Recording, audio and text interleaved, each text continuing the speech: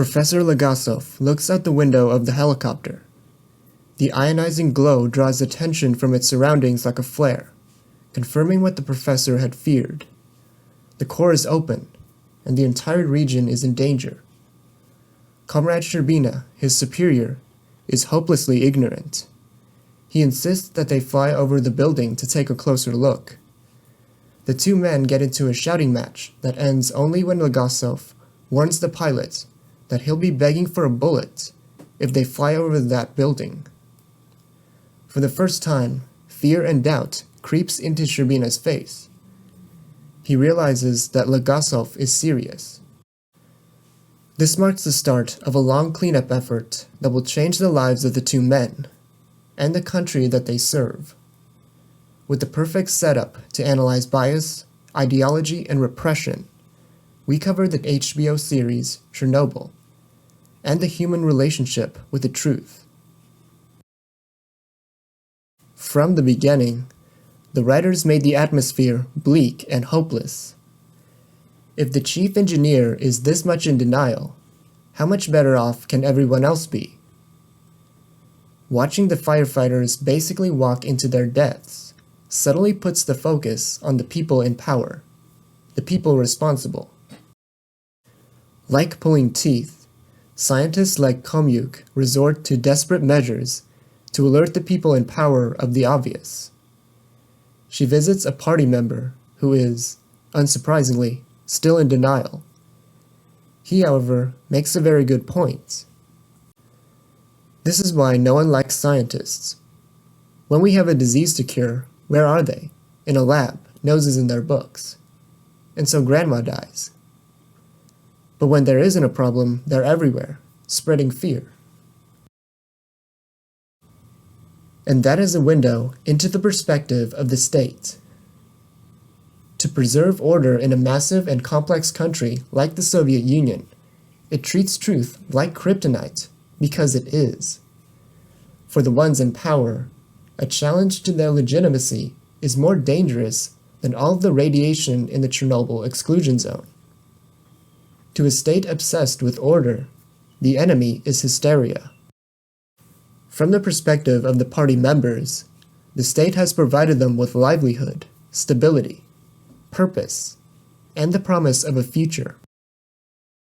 In return, they're trained to defend the state against hysteria, and that's exactly what they did. The collective subject, in this case the Soviet state, relies heavily on its aura. It therefore must make preserving the image of security and strength its primary function. This takes priority over safety, human life, and physical reality. A belief system forms into what behaves like a physical structure. Just like actual physical structures, it has to contend with other countering forces within that dimension. In this case, the state is immaterial, something that is real and legitimate only in the mind of the people who believe in it. Consider this metaphor.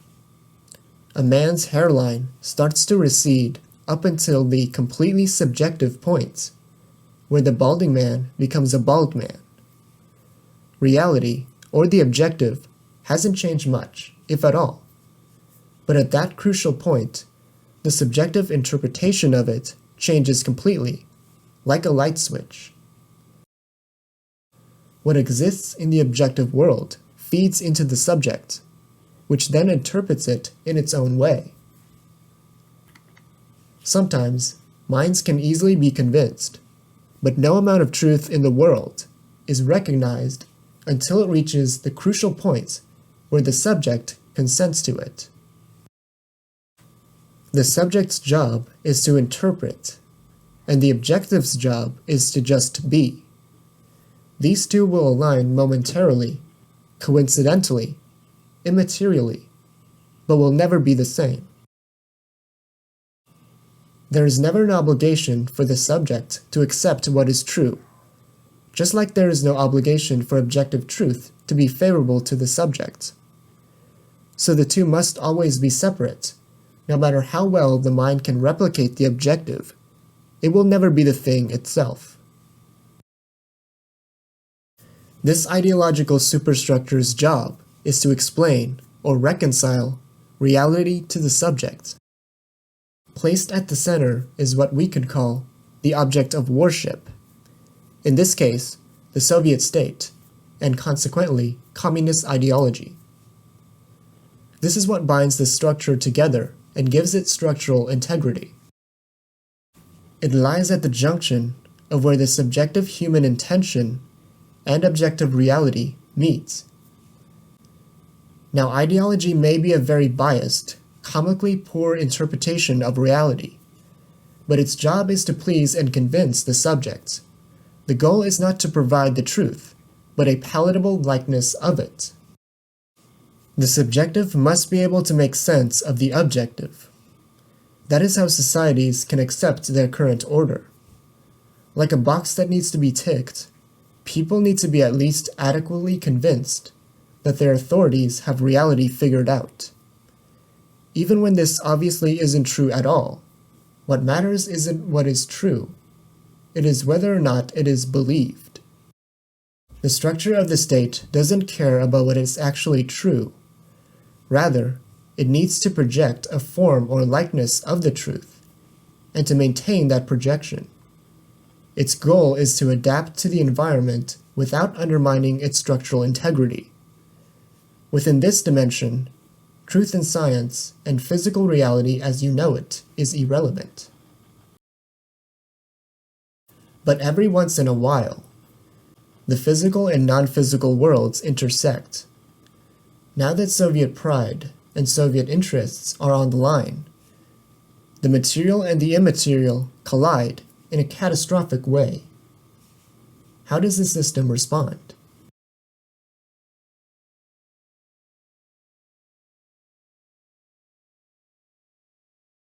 The Chernobyl committee is holding a meeting, and a member is raising safety concerns.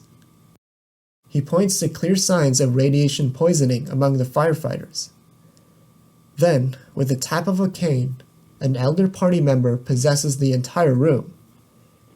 Instead of countering the younger comrade, the elder man drowns him in praise, telling him that Lenin himself would be proud of his devotion to the people. He then continues to reiterate the importance of faith in the state, and with a gaze as piercing as the authority that he commands, suggests sealing off the city and cutting off all communication. The old man's speech was powerful in the sense that this wasn't some young, stupid party member trying to rally his troops behind some empty ideology. His hollow eyes and gaunt appearance draws attention to the years of fanatical devotion to the state, and of ideological obsession.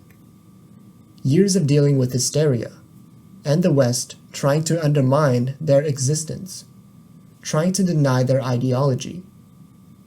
In that environment, weakness and self-doubt is a plague that needs to be contained. Whatever justification for questions being asked about authority, the government, the elite, or the people in power, one thing is for sure: life cannot go on as is if the population is constantly worried about what is real, what is true, who is wrong, who is right. No state would be able to function. Sometimes, the only right way is forward. This is a very good plot, because we get to see the response from other people in a situation where we already know the result. It's a perfect setup for feeling the frustration of seeing people in denial. But from their perspective, what happened at Chernobyl never happened before. There was no reason for the subject to change its interpretation of reality. As far as the committee is concerned, RBMK reactors don't explode. That is the belief, and so it's pointless to even entertain the idea.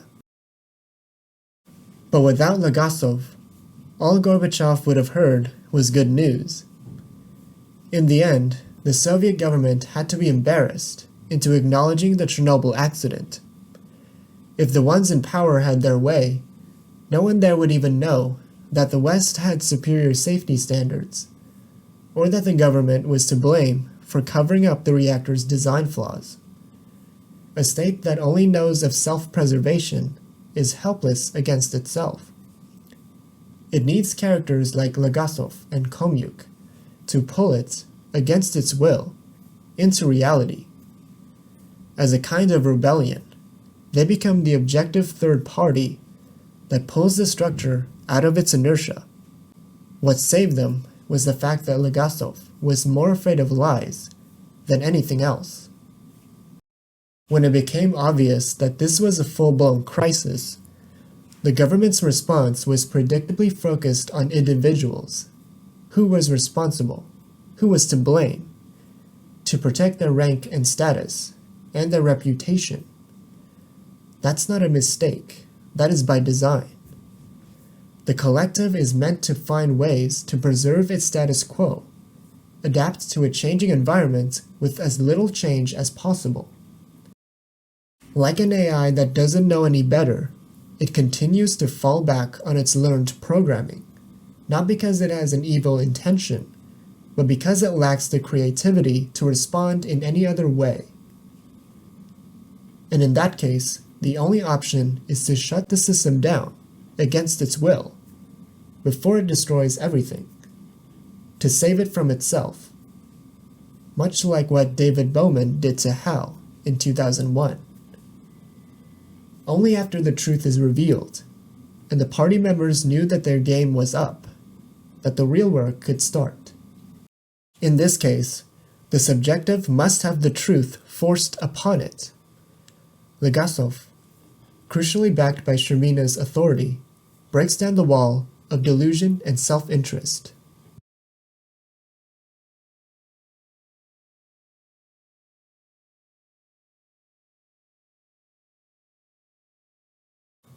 Whether or not something is believed to be safe is not the same thing as whether or not it is safe.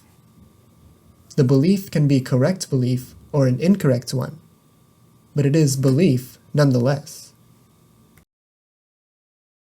The leader of the miners in Tula was introduced in the series, mocking the Soviets' inability to make things that work. He represents the guy who has seen it all: the incompetence, the hypocrisy, the mistreatment of workers. Essentially, here is someone who knows that it's all an act. The show strongly implies that the miners who dug the tunnel, and the 3 men who drained the reactor's water, were more or less on a kamikaze mission. Whatever safety protections they were offered, or financial reward promised, is pointless. The cynical coal mine leader added to the sense of complete mistrust. None of the safety assurances convinced these men. It was actually when they were told how serious things were for the people around them that they agreed to do the job.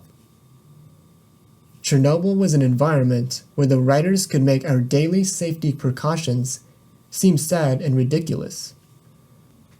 Whatever we do to protect ourselves, it matters less if something actually works, and is more about making us feel safe.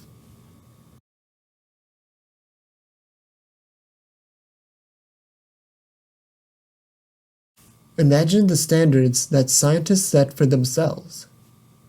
To foresee every danger, every different permutation, every possible situation. Meanwhile, society must keep taking on, and life has to more or less continue despite the impending risks. Whatever scientific explanation is just a beautifully constructed argument with a solid foundation, but just an argument nonetheless.